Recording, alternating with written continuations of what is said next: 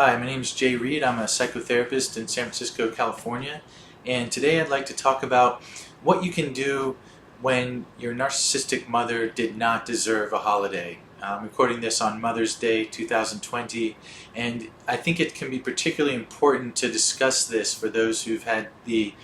misfortune of being raised by a narcissistic parent, in this case a mother, when the culture at large very much celebrates the way motherhood is intended to be, and generally speaking is, not as though there are other mothers who are perfect, but the preponderance of mothers likely fit the criteria of good enough.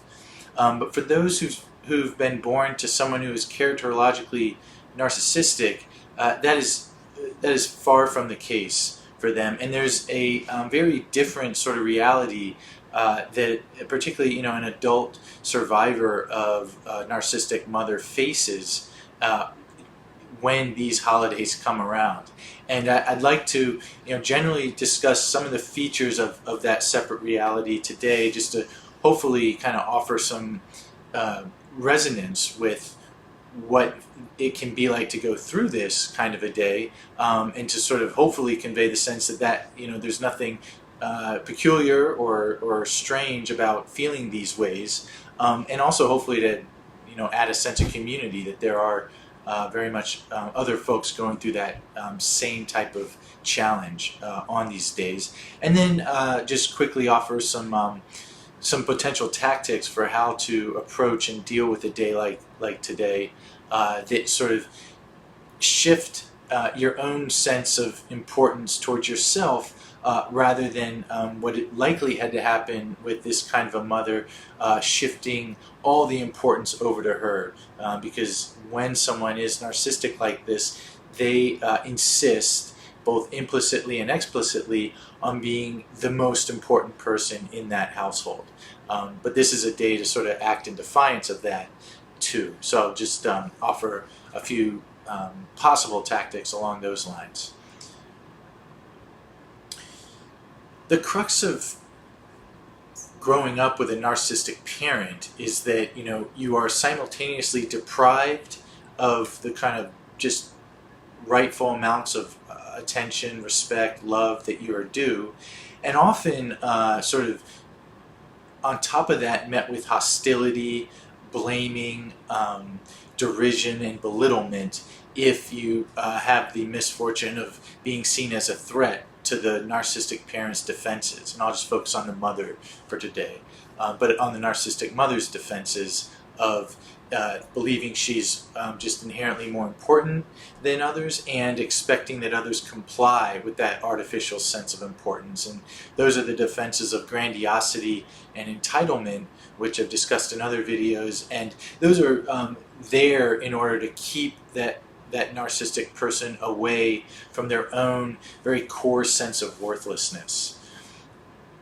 But what the victim, in this case the child of, say, a narcissistic mother, has to suffer is both that deprivation and repeated injuries to their sort of selfhood, with no way to have those, to have the deprivation and the injuries addressed. I'm sure many children of such narcissistic mothers, if they ever complained about how they were treated, were likely met with, "Oh, you're being too sensitive. Oh, you are just so self-absorbed and wrapped up in what it is that you want. You cannot think of others," or something like, "Oh, you think the world revolves around you." So you're suffering, and then your attempts to protest are met with invalidation, indifference, and a lot of times to pathologizing. Pathologizing is sort of to claim that the other person has some sort of defect or disease. And that can be a very insidious sort of thing that can happen in a relationship when one person's trying to sort of pollute or convince the other that their own mind is wrong, polluted, not to be respected or taken seriously. And all too often a narcissistic parent will respond to their child, who's actually seeing things quite accurately, like, "Hey, I'm not getting what I deserve," with this kind of pathologizing response that can be can be devastating for the child in their attempt to feel a sense of integrity with themselves and value and sense of their own importance to themselves. When Mother's Day comes along, you sort of, this dilemma gets writ large, right? Because you sort of have the culture wide, celebrating what, in fact, most mothers have done for their children, and they are to be applauded and deserve all the credit that they are due. For the child of a narcissistic mother, though, it again replicates that dilemma, because depending too whether your narcissistic mother is still alive or not, there will likely be a pull from her, a very strong one, a coercive one likely, to be exalted, praised, held up high on this day, and to sort of deny the way she sort of actually was to you, the child, as if that doesn't matter, or those ways of being cruel or neglectful were sort of what the child deserved, or you deserved, for being so bad or unable, unlovable, or whatever it may be claimed, or that her attitude may convey. So it can create a similar sort of pressure within for the survivor of her abuse of, well, do I sort of leave what I know to be true within myself and sort of join the parade that seems to be quite big and loud of like, hey, aren't mothers great? Or do I stay true to kind of what I know, how she really was, and how aberrant that was to my friends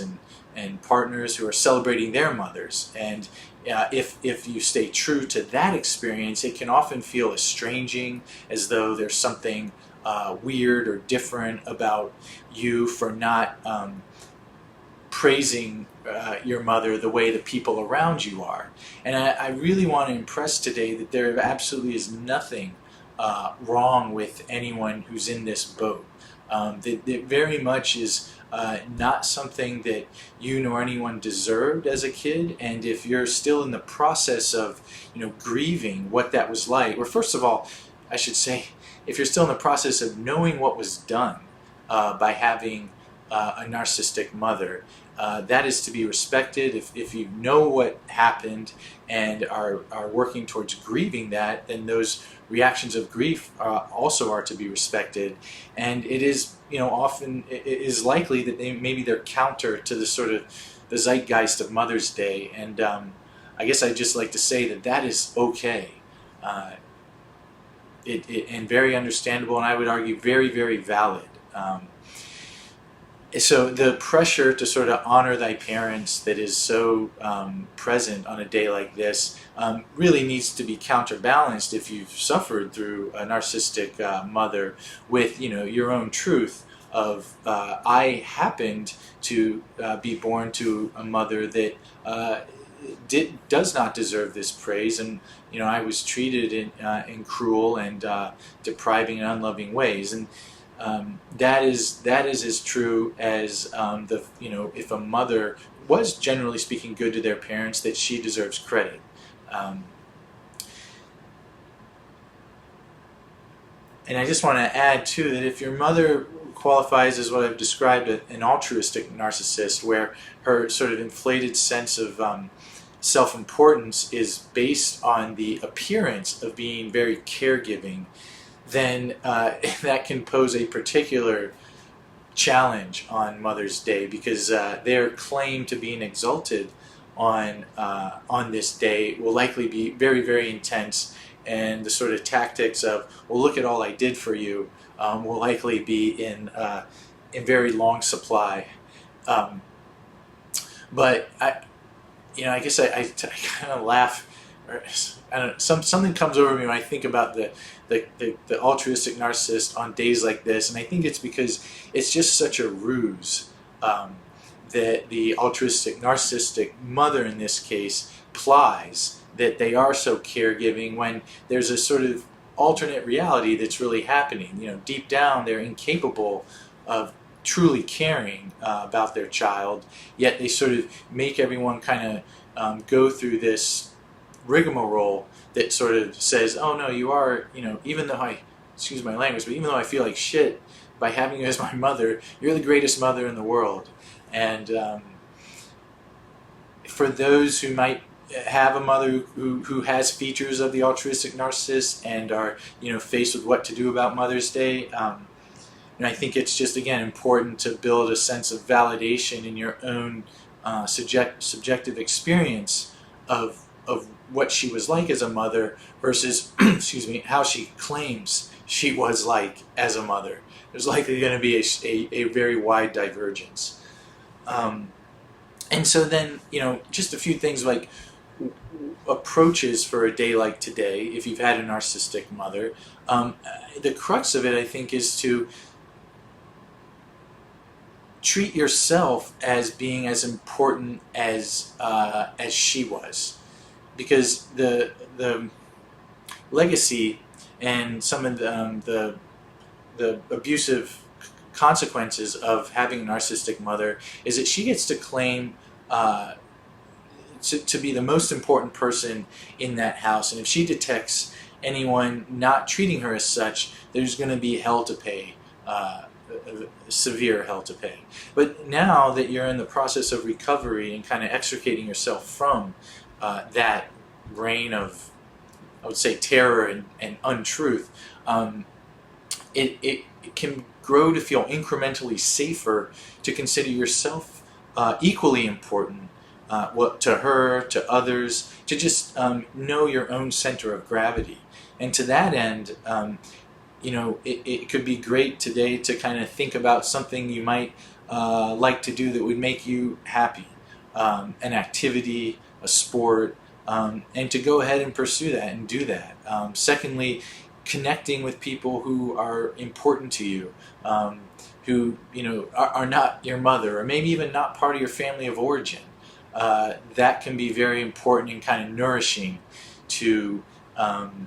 feel that sense of connection that doesn't carry with it the fraughtness that likely the relationship with the narcissistic mother would carry. And I also want to just impress that, it can often be difficult to exercise these tactics I'm describing of putting yourself first, finding connection, because the residue of having been narcissistically abused is often generally a sense of undeservedness and defectiveness. So if those kinds of feelings are emerging, and it proves hard to do something you enjoy or reach out to someone to connect with them, I would also just urge some very well-deserved patience and as much as possible gentleness with yourself to kind of like respect where you are in the process of recovery, and if it means kind of like hanging out at home and just watching a movie or whatever, that's as good as anything else. Because one of the things I think that can be stolen in a childhood of narcissistic abuse is the capacity to be sort of kind to oneself. So sort of at base, it would be like cultivating an attitude of that kindness and approval towards yourself for who you are rather than what you're doing. Well, I hope this was kind of a germane topic on this day, and I look forward to posting more videos. I hope people are continuing to be safe and healthy, and I will talk with you soon. Thanks.